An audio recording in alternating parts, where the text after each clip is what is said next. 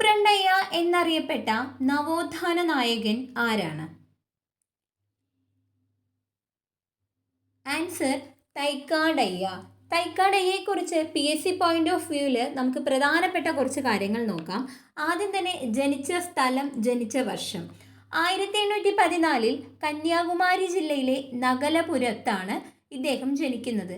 നഗലപുരം അല്ലെങ്കിൽ ചെങ്കൽപ്പേട്ട് എന്നും നമ്മൾ PSC ആൻസർ കീ ആയിട്ട് കാണാറുണ്ട്. അച്ഛൻ മുത്തുകുമാരൻ, അമ്മ രുക്മിണി അമ്മാൾ, ഭാര്യ കമലമ്മ.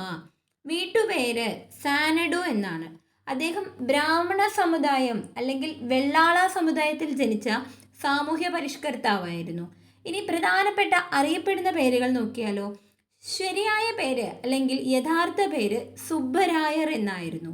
സൂപ്രണ്ടയ്യ, ഗുരു, ശിവരാജയോഗി, ഹഠയോഗോപദേഷ്ട, അയ്യാസ്വാമി, സദാനന്ദ സ്വാമി, സവർണ പാണ്ഡിപ്പറയൻ, പണലിപ്പറയൻ, കേരളത്തിലെ വർദ്ധമാന മഹാവീരൻ, മ്ലേച്ഛൻ എന്നീ പേരുകളിൽ കൂടി തൈക്കാടയ്യ അറിയപ്പെട്ടിരുന്നു. പന്തിഭോജനം സംഘടിപ്പിച്ചത് തൈക്കാടയ്യയാണ്.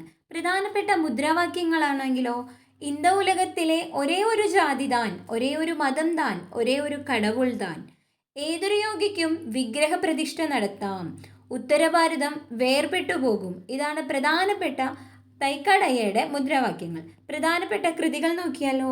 രാമായണം പാട്ട്, രാമായണം സുന്ദരകാന്ഡം, ബാലകാന്ഡം, ബ്രഹ്മോത്തരകാന്ഡം, ഹനുമാൻ പാമലൈ, പഴനി വൈഭവം, പഴനി ദൈവം, എൻ്റെ കാശിയാത്ര. എൻ്റെ കാശിയാത്ര യാത്രാ വിവരണമാണ്. കുമാരകോവിൽ തുറവൻ, തിരുവാലൂർ മുരുകൻ, ഉള്ളൂർ, അമരന്ത ഗുഹ, ഉജ്ജയിനി മഹാകാളി,